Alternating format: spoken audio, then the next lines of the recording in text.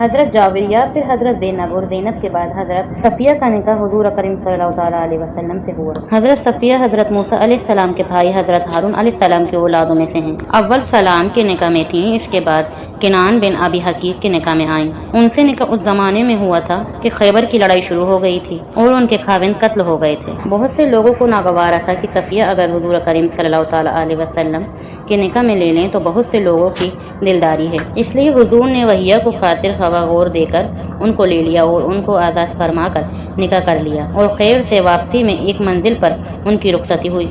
صبح کو حضور نے ارشاد فرمایا کہ جس کے پاس جو چیز کھانے کی ہو وہ لے آئے۔ صحابہ کے پاس متفرق چیزیں تھیں، کھجور، پنیر، گھی وغیرہ، جو تھا لے آئے۔ ایک چمڑے کا دسترخوان بچھایا اور اس پر وہ سب ڈال دیا گیا اور سب شریک ہو کر کھا لیا، وہی ولیمہ تھا۔